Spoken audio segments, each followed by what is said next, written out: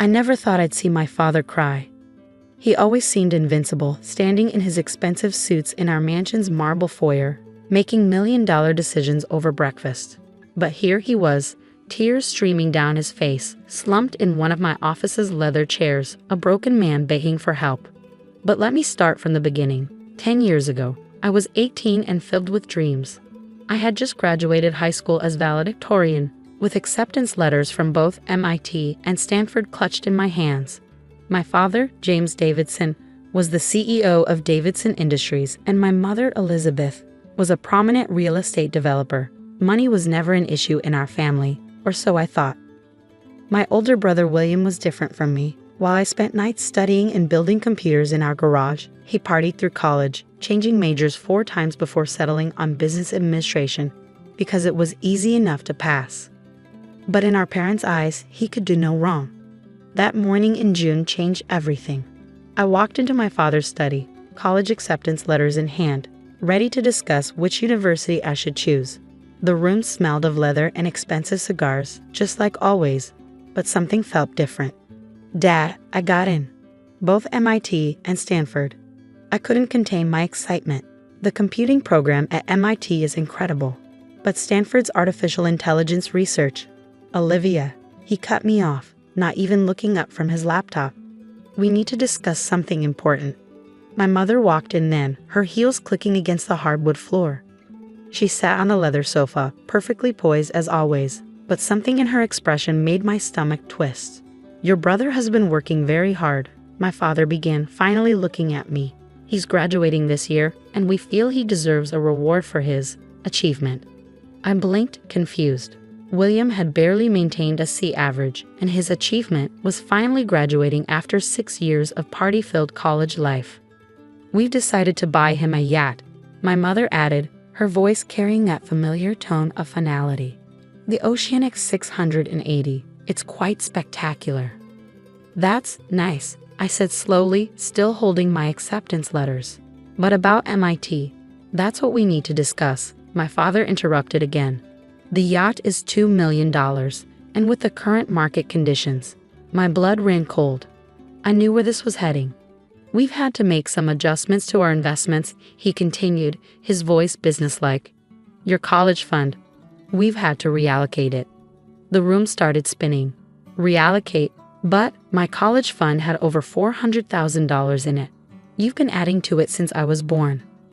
Olivia, don't be dramatic, my mother sighed. William needs this yacht. It's important for his social connections. You're smart. You can get student loans or scholarships. But I've worked so hard. My voice cracked. I have straight A's, perfect SAT scores. I did everything right. My father's face hardened. This discussion is over. William's position in society is crucial for the family's future. You don't deserve an education more than he deserves this opportunity. I stood there, acceptance letters crumpling in my trembling hands. I don't deserve an education. I've earned this. William barely passed college and you're buying him a $2 million yacht with my college fund? Don't you dare speak about your brother that way, my mother snapped. He has natural business acumen. You just want to play with computers. I looked at them, really looked at them, and for the first time in my life, I saw them clearly. These weren't loving parents, they were investors, and they had decided I wasn't worth the investment. That night, I sat in my room, surrounded by academic trophies and science fair ribbons that suddenly seemed meaningless. Through my window, I could see William showing off the yacht brochure to his friends by the pool, their laughter floating up like daggers to my heart. I had $3,200 in my personal savings account, money I'd earned tutoring and building websites for local businesses. It wasn't enough for college, but it was enough for a bus ticket and first month's rent somewhere far from here. The next morning, before dawn, I left. No dramatic goodbye, no tears, no scene. I simply placed my acceptance letters on the kitchen counter, along with a note that read, "You've made your choice. Now I'm making mine." I took the first bus to Silicon Valley. If my family wouldn't invest in my education, I would find another way. I had my brain, my determination, and an unshakable belief that one day they would regret choosing a yacht over their daughter's future. Little did they know, their decision would set in motion a chain of events that would change everything. But sitting on that bus, watching the sunrise paint the sky in shades of possibility. I had no idea that 10 years later, I would be the one wiping tears from my father's face as he begged for my help. The first year was the hardest. I found a tiny studio apartment in San Jose, really just a converted garage, and took a job as a junior programmer at a small tech startup. During the day, I wrote code. At night, I taught myself everything I could about software development, cybersecurity, and artificial intelligence. I lived on ramen noodles and coffee, working 18-hour days, 7 days a week. My bed was a second-hand mattress on the floor, my desk a piece of plywood balanced on milk crates. But I had something my brother with his $2 million yacht didn't have: purpose. The startup I worked for was developing security software for small businesses. I noticed flaws in their code, inefficiencies in their systems. One night, while everyone else had gone home, I rewrote an entire module, improving its performance by 300%. The next morning, my boss called me into his office. I thought I was in trouble. Instead, he promoted me to lead developer. That was my first big break, but I knew it wouldn't be my last. I started developing my own software on the side, a revolutionary AI-driven security system that could predict and prevent cyber attacks before they happened. I named it Phoenix Shield, a private joke about rising from the ashes of my past. 2 years after leaving home, I sold Phoenix Shield to a major tech company for $5 million. I took that money and started my own cybersecurity firm, Phoenix Dynamics. This time, I wasn't just writing code. I was revolutionizing how companies protected their digital assets. But I never forgot where I came from. Every time I closed a major deal or launched a new product, I thought about that morning in my father's study. Their words echoed in my head. "You don't deserve an education more than he deserves this opportunity." I channeled that pain into drive, that rejection into determination. I worked harder, pushed further, dreamed bigger. While William was posting photos of yacht parties on social media, I was building an empire in silence. 5 years after leaving home, Phoenix Dynamics went public. The IPO valued the company at $2.8 billion. I became a billionaire at 23, but no one in my family knew. I operated through holding companies and shell corporations, keeping my name out of the press. To the world, Phoenix Dynamics was run by a mysterious CEO who never appeared in public. I used my wealth to do what my parents wouldn't. I established a scholarship fund for gifted students in technology, ensuring that no other brilliant mind would be denied education because of someone else's priorities. The irony wasn't lost on me when MIT, the university I couldn't attend, named a computer science building after Phoenix Dynamics. But life has a way of coming full circle. I first heard about my family's downfall through Marcus, my old high school friend who now worked at Goldman Sachs. He called me late one night, his voice urgent. "Olivia, you need to know something. Davidson Industries is collapsing. Your father's been making risky investments, trying to cover massive losses. The yacht, the vacation homes, the luxury cars, it was all funded by corporate money. The SEC is investigating." I sat in my penthouse office, staring at the San Francisco skyline. "And William?" I asked, already knowing the answer. "The yacht was seized last month. He's been trying to sell his story to anyone who'll listen. The privileged son who lost everything. But nobody's buying." I pulled up Davidson Industries financials on my screens. The company was hemorrhaging money, its stock price in freefall. Years of mismanagement and entitled decision-making had finally caught up with them.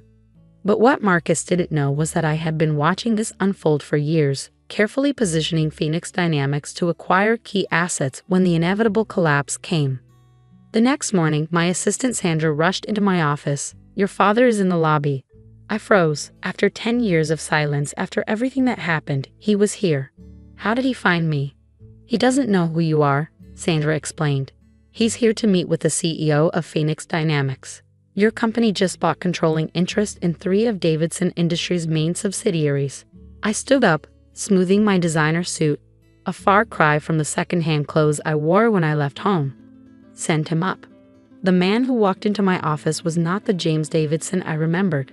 Gone was the expensive suit, replaced by wrinkled khakis and a department store blazer. His hair had gone completely gray, his shoulders hunched with defeat. He didn't recognize me at first. 10 years had changed me too. Gone was the teenage girl with dreams in her eyes, replaced by a powerful CEO whose name made Wall Street tremble. "Thank you for seeing me," he began, his voice trembling. "I'm James Davidson. I'm here about the acquisition of our subsidiaries." "I know who you are," I interrupted, turning to face him fully. "Hello, Dad."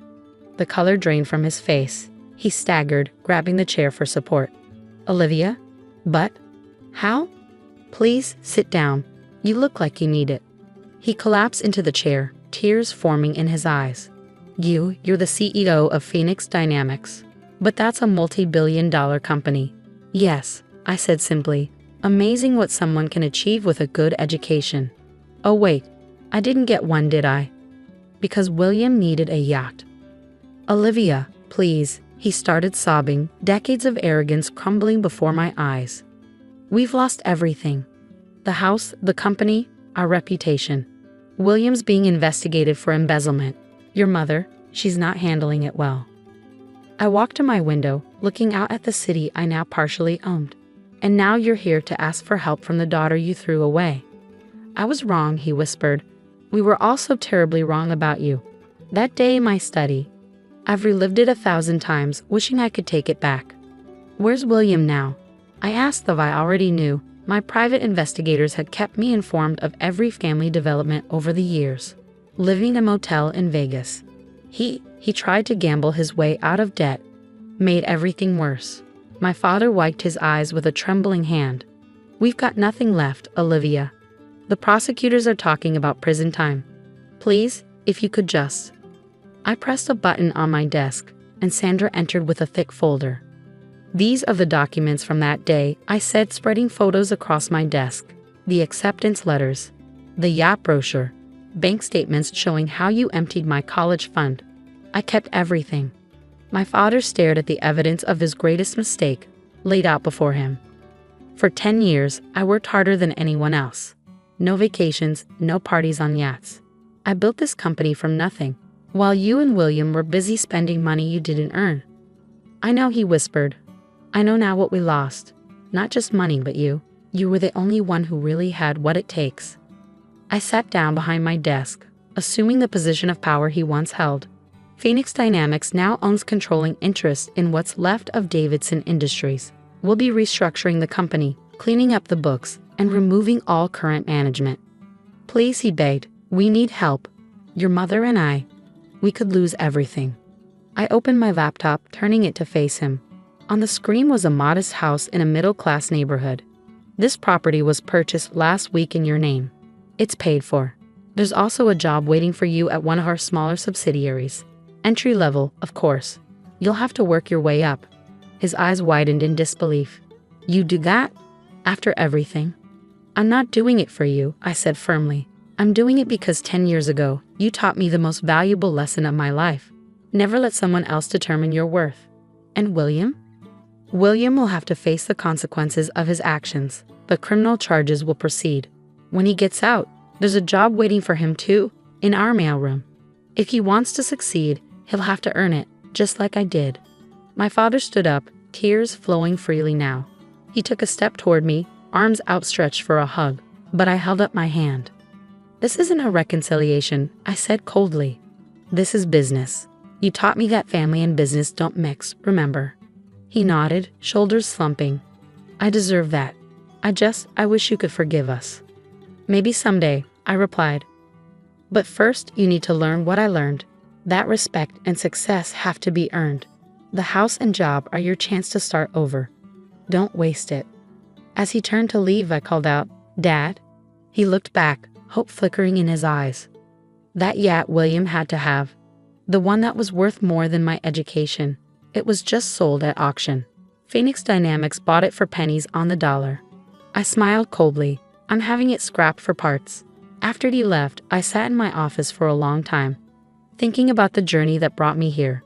The scared 18-year-old girl who left home with nothing had become a woman who could buy and sell her father's company without blinking. The next day, I received a package from my mother.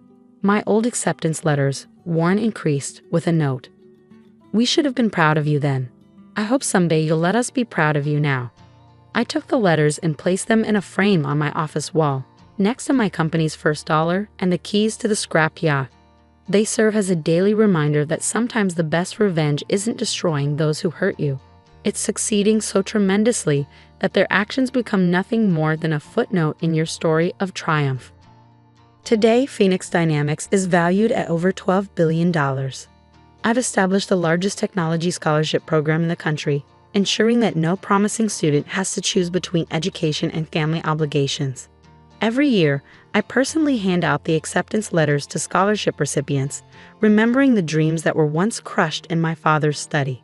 William served 2 years for embezzlement and now works in our mailroom, learning humility one letter at a time. My parents live in the house I bought them, rebuilding their lives from scratch. My mother volunteers at a local education nonprofit, trying to make amends in her own way. As for me, I finally got my degree, several actually, online courses at first, then executive programs at both MIT and Stanford. The buildings where I take classes now bear my company's name, a testament to how far I've come. Sometimes during board meetings in my penthouse office, I think about that morning when they told me I didn't deserve an education. Looking out over the city I now help shape, watching my company's stock price rise on the digital ticker, I smile to myself. Because in the end, they were right about one thing. I didn't deserve an education. I deserved so much more. I deserved the chance to prove them wrong. And that's exactly what I did. Worthless? Absolutely worthless. My father's voice thundered through our suburban home as he threw my laptop into a cardboard box. 23 years old, and what do you do all day? Sit in your room typing away at that computer. I stood frozen in the doorway of my bedroom, watching as my mother methodically emptied my drawers into garbage bags. Her lips were pressed into a thin line, the same expression she'd worn 2 hours ago when she discovered I quit my accounting job at her friend's firm. "Mom, please," I said, my voice barely a whisper. "If you just let me explain about the software I'm developing." "Explain what, Elizabeth?" She whirled around, her perfectly manicured hands clutching one of my hoodies. "Explain how you threw away a perfectly good career? How you embarrassed me in front of Susan by quitting without notice? To work on some computer game?" "It's not a game," I tried again. "It's enterprise software for..." "Enough," my father cut me off. "We didn't pay for your business degree so you could become a basement dweller. Either get a real job or get out." I looked around my childhood bedroom, at the walls now bare where my coding diagrams had hung, at the desk where I'd spent countless nights developing my software. They didn't understand. They couldn't see that I wasn't being lazy. I was building something revolutionary. "I have a real job," I said quietly. "I'm an entrepreneur." My father laughed, but there was no humor in it. "An entrepreneur? Is that what you call someone who lives off their parents and plays with computers all day? I've already got interest from investors. The only thing you've got is delusions." He threw my boxes toward the door. "We're done supporting this fantasy. You have until tomorrow morning to get out." "Harold," my mother interjected, but her voice held no real protest. "Maybe we should." "No, Margaret, we've coddled her enough. Look at her brother James, VP of Sales at 28. Her sister Kate, junior partner at a law firm. And what's Elizabeth done? Quit a perfectly good job to chase some pipe dream." I felt something snap inside me. Years of trying to explain my vision, of attempting to make them understand that success didn't always wear a suit and tie, crystallized into a cold, hard determination. "Fine," I said, picking up the nearest box. "I'll leave tonight." My mother's face flickered with momentary concern. "Tonight? But where will you go?" "Don't worry about it." I started gathering my things, moving with a calmness I didn't feel. "You won't have to be embarrassed by your lazy daughter anymore." "Now, Elizabeth," my father's voice held that patronizing tone I'd grown to hate. "If you just come to your senses, apologize to Susan, and get your job back." "No." The word came out sharp and final. "I don't want my job back. I don't want your approval. And I definitely don't want to be another cookie-cutter success story you can brag about at your country club." I pulled my laptop from the box where he'd thrown it, checking for damage.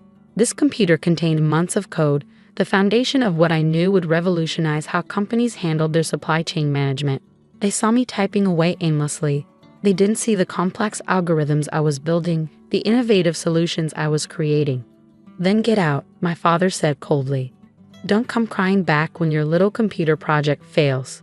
2 hours later, I stood in the small studio apartment my friend Maya had offered to share. The space was tiny, with just enough room for a mattress on the floor and a small desk, but it was mine. More importantly, it was away from the suffocating expectations of my family. My phone buzzed, a message in our family group chat. My sister Kate had already started the character assassination. Can't believe Elizabeth threw away everything Mom and Dad gave her. So ungrateful.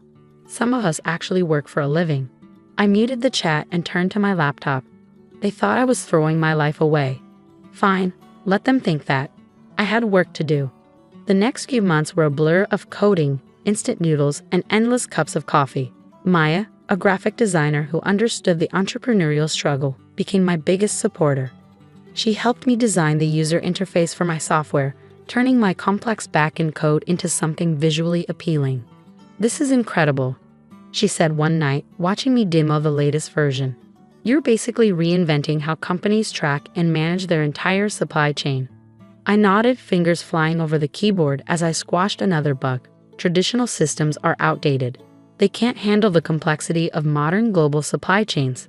My software uses AI to predict and prevent bottlenecks before they happen. And your family thinks you're just playing games? I laughed, but it came out bitter. They think anything that doesn't involve a corner office and a pantsuit is a waste of time. 4 months after being kicked out, I got my first break. A small logistics company agreed to beta test my software. The results exceeded even my expectations. They reported a 40% reduction in supply chain disruptions within the first month. Word spread quickly in the industry. Suddenly, my inbox was flooded with meeting requests from investors. The pipe dream my father had dismissed was catching the attention of serious players in the tech world. 6 months in, I closed my first major funding round, $5 million from a prestigious venture capital firm. The lead investor, an older woman named Victoria Chin, saw exactly what my family couldn't. "This isn't just software," she said during our first meeting. "This is a complete paradigm shift in supply chain management. Where did you learn to code like this?" "Self-taught," I replied. "Started when I was 12. My parents thought I was wasting time on the computer." Victoria raised an eyebrow. "And now?" "Now they think I'm a failure who threw away a promising career in accounting." She laughed. "Well, Elizabeth, in my experience, the best entrepreneurs are often the ones nobody believes in, ready to prove them wrong." I thought about my father's thundering voice, my mother's disappointment, my siblings' mockery. More than ready. With Victoria's backing, I moved my company, now officially named Next Chain Solutions, into real offices. I hired a team of developers to help refine the software, brought on experienced sales staff, and started actively pursuing major clients. A year after being thrown out of my parents' house, NextChain landed its first Fortune 500 client. The day they signed the contract, worth $2.7 million, I received a text from my brother James. "Hey sis, heard you're still playing entrepreneur. When are you going to grow up and get a real job? Mom and Dad are worried sick." I deleted the message without responding. They'd find out soon enough what their lazy daughter had been building. But I had no idea just how perfectly the universe would orchestrate that revelation. It started with a news article that caught my eye one morning. Global Solutions Corp facing supply chain crisis. The company was hemorrhaging money due to massive disruptions in their distribution network. Their outdated systems couldn't handle the complexity of their global operations. Global Solutions Corp, where my father had worked as regional manager for the past 20 years. I sat back in my chair, a plan forming in my mind. My company was now valued at over $100 million. We had a proven track record of solving exactly the kind of problems Global Solutions was facing. It was time to submit a proposal. What happened next would change everything, not just for Global Solutions, but for my family's perception of their worthless daughter. I picked up my phone and called Victoria. "Remember how you said sometimes success is the best revenge?" I asked. I think I found the perfect opportunity to prove that theory. Little did my family know, their world was about to be turned upside down by the very person they'd thrown away like garbage. The lazy daughter was about to become their boss, and I was going to savor every moment of it. The Global Solutions Corp boardroom buzzed with nervous energy. Through the glass walls of my office next door, I watched as executives filed in, my father among them. He looked older than I remembered, his hair grayer, the weight of Global Solutions crisis evident in his posture. "Are you sure about this, Maya?" Now my chief marketing officer asked quietly. "We could send someone else to do the presentation." I smoothed down my tailored channel suit, quite different from the hoodies my mother had thrown into garbage bags 2 years ago. "No, I want to do this myself." Elizabeth. Victoria Chen, who joined my board of directors, touched my arm. "Sometimes the best revenge isn't showing them who you've become. It's not showing them at all." I smiled, checking my reflection in the window. This isn't about revenge, it's about finally being seen. At exactly 9 a.m., I walked into the boardroom. The familiar scent of my father's cologne hit me first, the same brand he'd worn when he'd thrown me out. He was absorbed in his phone, not even bothering to look up at the CEO of the company that could save Global Solutions from collapse. "Good morning," I said clearly, my voice carrying across the room. "I'm Elizabeth Warner, CEO of Next Chain Solutions." My father's head snapped up so fast I heard his neck crack. His face went from red to white to gray in a span of seconds. Around the table, other executives were opening their presentation packets, oblivious to the drama unfolding. "As you know," I continued, clicking to the first slide, "Global Solutions has been experiencing significant supply chain disruptions. Our analysis suggests these issues are costing you approximately $47 million per quarter." My father's hands were trembling as he reached for his water glass. I wondered if he was remembering his last words to me. "Don't come crying back when your little computer project fails." NextChain's proprietary software has demonstrated consistent success in resolving exactly these types of systemic failures. Our latest client reported a 78% reduction in disruptions within the first 3 months of implementation. I walked them through the presentation, laying out exactly how my computer game could save their company millions. The other executives were leaning forward, clearly impressed. My father sat frozen, looking like he'd seen a ghost. Ms. Warner, Global Solutions CEO, Mr. Harrison, interrupted. "These results are remarkable, but implementing a complete system overhaul, it's a massive undertaking. How can you assure our board this will work?" I smiled, clicking to a slide showing our client list. Perhaps Mr. Morrison could speak to that, given his extensive experience in regional operations. "Dad, what do you think?" The room went silent. Mr. Harrison looked between us, confusion evident on his face. "Dad?" My father cleared his throat, but no words came out. "Oh, I apologize for the confusion," I said smoothly. "Harold Morrison is my father, though we haven't spoken since he threw me out 2 years ago for being, what was the word? Yes, worthless." The silence in the room grew heavier. Mr. Harrison's eyes narrowed as he looked at my father. "Harold, you know this software? You've seen its capabilities?" My father straightened his tie, visibly struggling to regain his composure. I wasn't aware of the scope of Elizabeth's project." "Project?" I raised an eyebrow. "Next Chain Solutions is currently valued at $400 million, Dad. We have offices in 4 countries, but you'd know that if you'd bothered to return any of Aunt Susan's calls. She's been trying to tell you about our success for months." Mr. Harrison held up his hand. "Let me get this straight. We've been bleeding money for months, and you had a direct connection to the CEO of the company that could solve our problems." My father's face had taken on a sickly hue. "I didn't know. Because you didn't want to know, I finished for him. Just like Mom didn't want to know what I was actually working on. Just like Kate and James didn't want to know why I quit that accounting job. It was easier to believe I was lazy and worthless than to accept I had a different vision of success." The boardroom door opened and Maya walked in with a stack of contracts. "The implementation documents, Ms. Warner." "Thank you." I turned back to Mr. Harrison. "Our team is prepared to begin immediately.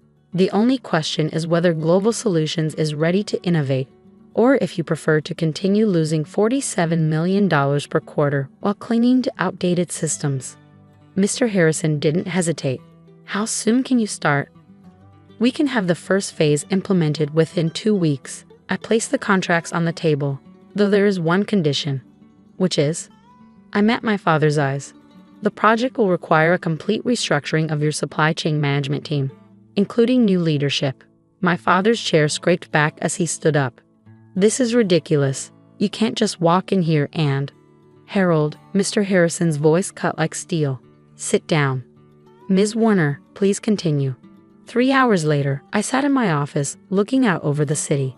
The contracts were signed. Global Solutions was now NextChain's biggest client to date. And my father. He would soon be working under a management team that answered directly to me. My phone buzzed. A message from my mother. Elizabeth, please call us. We need to talk. Another buzz, my sister Kate. OMG, Dad just told us what happened.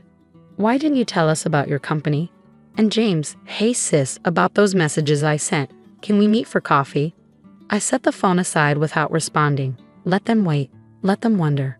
Let them finally see what I'd been trying to show them all along. A knock at my door pulled me from my thoughts. Maya stood there, holding a bottle of champagne. Your father is still in the building. He's asking to speak with you. I considered it for a moment. Send him in. He entered my office like a different man. Gone was the thundering authority figure who'd thrown me out. In his place stood someone older, smaller, and distinctly uncertain. Elizabeth, he started, then stopped, looking around my corner office with its floor-to-ceiling windows and modern art. I don't know what to say. That's a first. I gestured to a chair. 2 years ago, you had plenty to say about my career choices. He sat heavily, his eyes fixed on the NextChain logo behind my desk. We were wrong. I was wrong. If I had just listened. You would have had a significant stake in a $400 million company, I finished, instead of reporting to its management team. He flinched. About that, the restructuring is non-negotiable. I leaned forward. You wanted me to learn about real business, Dad? Well, here's a lesson. Sometimes the lazy daughter playing computer games in her room is actually building an empire. And sometimes the people who throw her away end up working for her. Elizabeth, please, we're family. I stood up, smoothing my skirt. No, Dad, we were family. You ended at the night you threw me out. Now we're just CEO and employee. I suggest you take the weekend to decide if you can handle that relationship. If not, HR will be happy to discuss your retirement options. He left my office a broken man, and for a moment, I felt a twinge of guilt. But then I remembered the boxes thrown at my door, the sneering texts from my siblings, the endless dismissal of my dreams. My phone buzzed again, my mother, this time with a different approach. Sweetie, we're having dinner at home tonight. Your favorite lasagna. Please come, we need to make this right. I typed back my first response to any of them. Can't tonight. Board meeting. Some of us actually work for a living. The same words Kate had thrown at me 2 years ago. Petty. Perhaps. Satisfying. Absolutely. Victoria appeared in my doorway. Dinner? A few of us are celebrating the Global Solutions deal. I grabbed my coat, leaving my still buzzing phone on the desk. Lead the way. I think I've handled enough family matters for one day. As we rode the elevator down, Victoria smiled. You know, revenge success is the sweetest kind. Trust me, I know. I thought about my father's face when he realized who I was, my mother's sudden desire to reconcile, my siblings' desperate attempts to rewrite history. It's not about revenge, I said finally. It's about showing them that success doesn't always look the way they think it should. Sometimes it looks like a lazy daughter with a laptop and a dream. Victoria laughed. Well, this lazy daughter just landed a $50 million contract. I'd say that's worth celebrating. Later that night, in my penthouse apartment, quite different from the mattress on Maya's floor, I looked out at the city lights and thought about how far I'd come. My laptop sat on the desk, the same one my father had thrown in a box, now responsible for software that would save his company millions. Success, I'd learned, doesn't always wear a suit and tie. Sometimes it wears hoodies and codes until dawn. Sometimes it quits real jobs to chase dreams. And sometimes, just sometimes, it comes back to offer jobs to the very people who said it would never amount to anything. My phone buzzed one last time, a message from my father. I'll take the job. And Elizabeth. I'm sorry. For everything. I didn't respond. He'd learned soon enough that in business, just like in family, actions speak louder than words. And on Monday morning, his actions would include reporting to the daughter he'd once called worthless. Sometimes life has a way of coming full circle. Sometimes the basement dweller becomes the CEO. And sometimes the best revenge isn't revenge at all. It's simply becoming exactly who you always knew you could be, even if no one else could see it. I stared at my reflection in the elevator's polished doors, adjusting my simple navy blazer.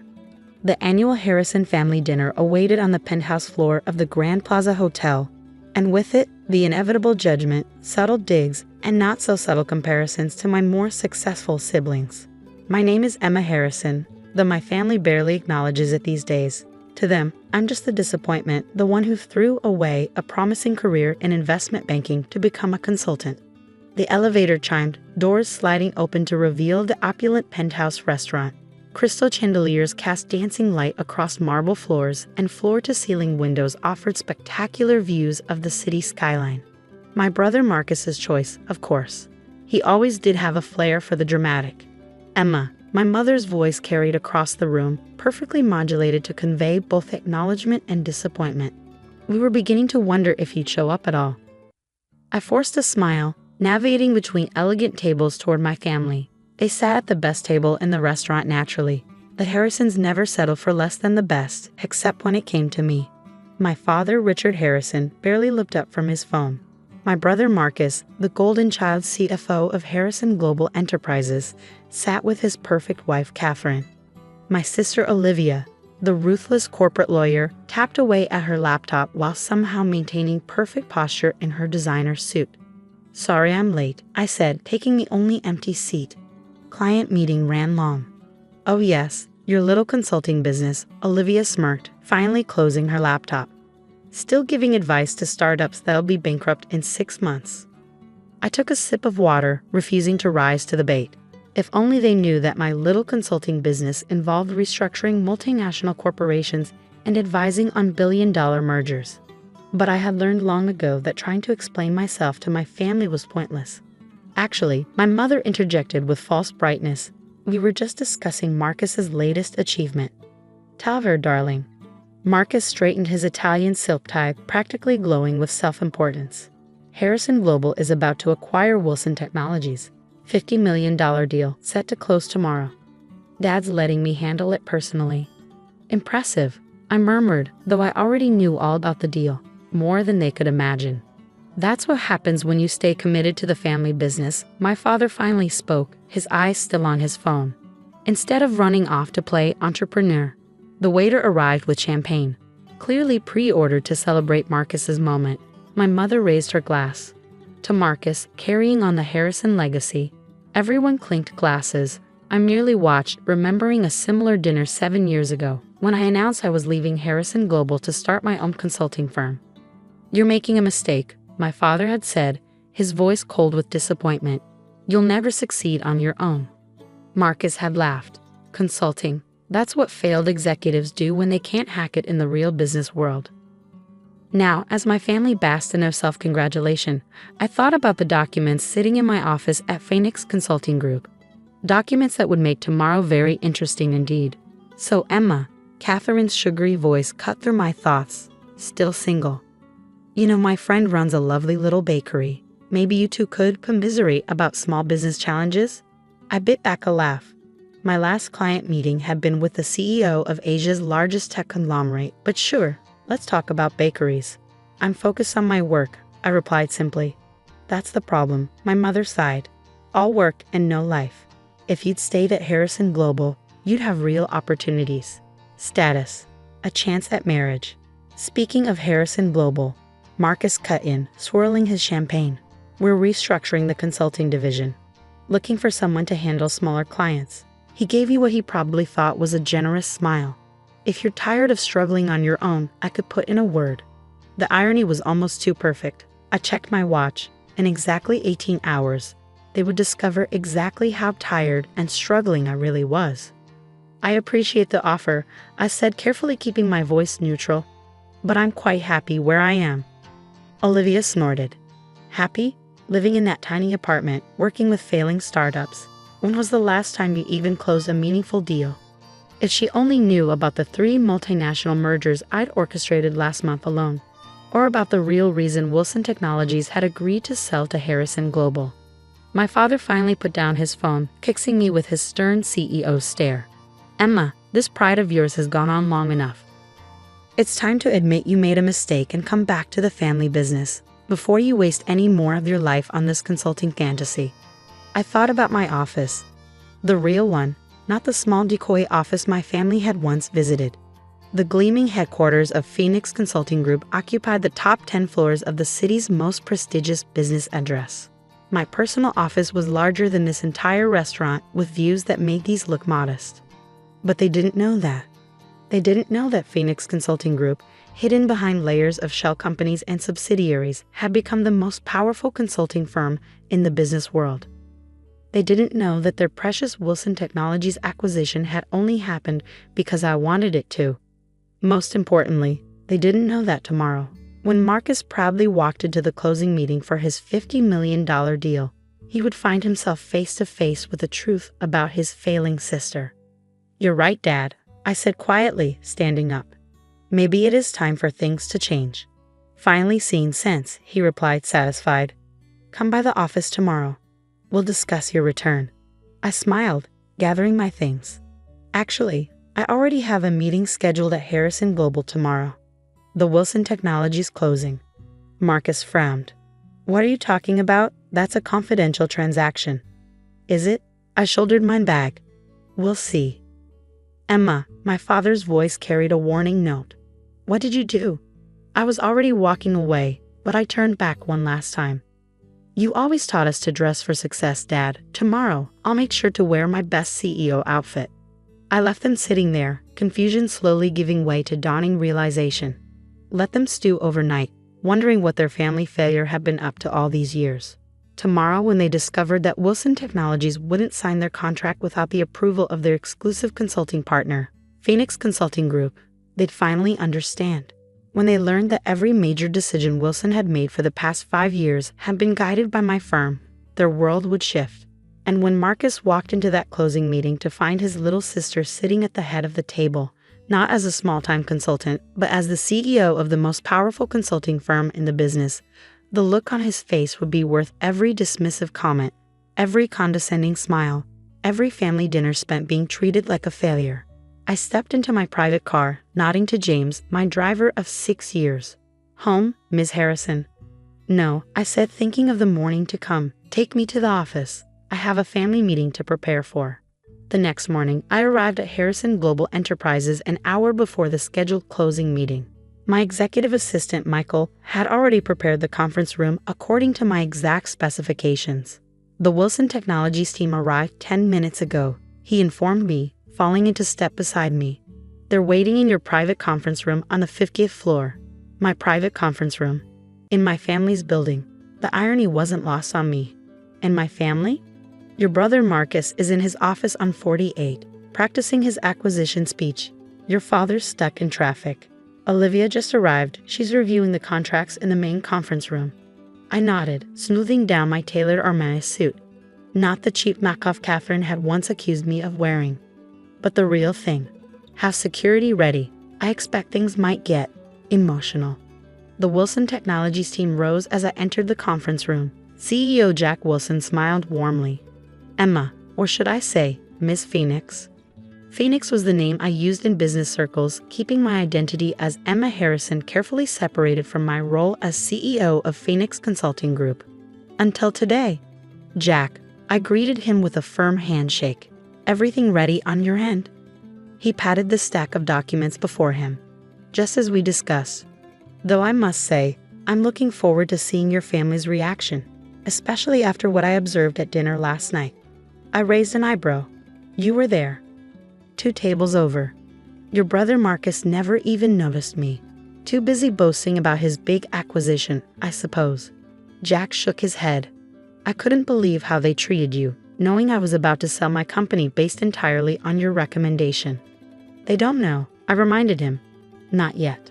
At precisely 9:45 a.m., my phone buzzed. Michael's message read, "Your father and brother are heading to the main conference room. Olivia's already there." I turned to Jack. "Shall we go surprise my family?" The main conference room of Harrison Global was designed to impress with its 20-foot ceiling, mahogany table, and panoramic city views. My family sat at one end, looking like a corporate power portrait. Marcus at the center, father on his right, Olivia on his left, all radiating confidence and authority. Their expressions when I walked in were priceless. Marcus recovered first. Emma, what are you doing here? This is a private meeting. Is it? I set my briefcase on the table. Jack, would you like to explain? Jack Wilson stepped forward, enjoying his role in the unfolding drama. As I informed your board last week, Wilson Technologies will only proceed with this acquisition if our exclusive consulting partner approves the terms. My father's face darkened. What consultant? We weren't informed. Phoenix Consulting Group, Jack interrupted smoothly. Specifically, their CEO, who has guided our company's strategy for the past 5 years.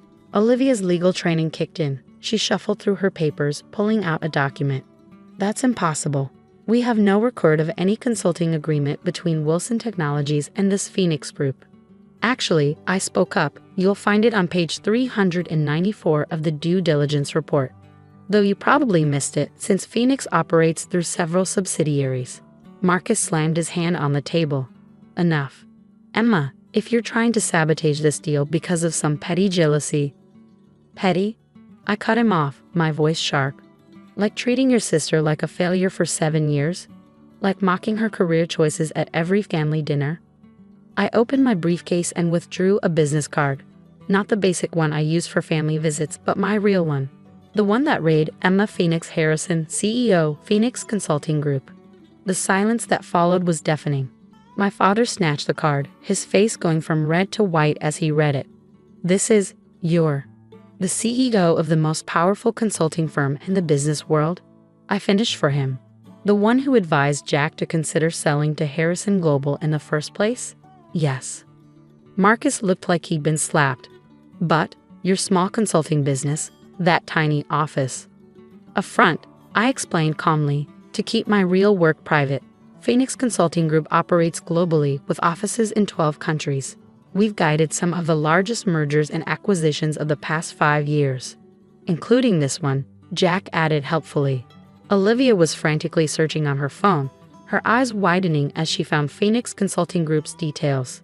$50 billion in managed transactions last year, ranked top consulting firm globally. This can't be. Why? I asked her. Because your failure sister couldn't possibly build something so successful. Emma, my father's voice had lost its usual authority. Why didn't you tell us? Would you have believed me? I looked at each of them in turn. When have you ever believed in anything I've done? I walked to the head of the table, my rightful place for this meeting. Now, shall we discuss the Wilson Technologies acquisition? The one Marcus is so proud of handling personally? Marcus slumped in his chair. You orchestrated this whole thing. I did. And now this $50 million deal needs my signature to close. I sat down, enjoying the shift in power. Unless you prefer to explain to the board why you lost the biggest acquisition of the year. The next hour was a study in humility. My family, who had dismissed me for so long, had to sit silently while I reviewed the terms of the deal, suggesting changes that would benefit both companies. Jack occasionally smiled, clearly enjoying watching the mighty Harrisons defer to their failure daughter. When the final documents were signed, I stood to leave. My father caught my arm. Emma, wait, we need to talk about this. Do we? I gently removed his hand. I think 7 years of dinners where you talked enough about my career choices. But now that we know about Phoenix, now that you know I'm successful, I interrupted, now that you know I'm not the failure you thought I was. That's not how respect works, Dad. I gathered my things, then paused at the door. Oh, and Marcus, about that offer to join Harrison Global's consulting division, I think I'll pass. I'm quite happy being CEO of my own firm. I walked out, leaving them to process their new reality. Michael fell into step beside me. How did it go? Exactly as expected, I smiled. Though I think we'll need to decline any family dinner invitations for a while. Later that evening, my phone lit up with messages. Apologies from my mother, congratulations from Catherine, meeting requests from my father. Even Olivia sent a lengthy email admitting she had been wrong about me. I ignored them all and poured myself a glass of champagne, enjoying the view from my penthouse office. The Harrison Global building was visible from my window, looking somehow smaller than it used to. My intercom buzzed. Ms. Harrison. Your brother Marcus is in the lobby. He's quite insistent about seeing you. I thought for a moment, then smiled. Tell him he can schedule a consultation through proper channels. Phoenix Consulting Group's fees start at $1 million. I raised my glass to the city lights, thinking about all the family dinners where I'd sat quietly, listening to their judgments and criticisms. They had called me a failure because I chose my own path instead of following theirs. But success, like respect, isn't given. It's earned. And I had earned every bit of mine. The next morning, I received an official consultation request from Harrison Global, signed by Marcus himself. The fee wasn't a problem, he wrote, but could we please discuss this as a family? I forwarded it to my assistant with a simple note: schedule him for next month, and send him our standard non-disclosure agreement. After all, we wouldn't want anyone thinking he's getting special treatment just because he's my brother. Sometimes the best revenge isn't proving people wrong. It's succeeding so spectacularly that they have to face how wrong they were all by themselves. And as I sat in my office, reading the business headlines about Phoenix Consulting Group's latest triumph, I couldn't help but smile. The family failure had built an empire, and not a single Harrison signature had helped her do it. That was worth more than any family dinner approval could ever be.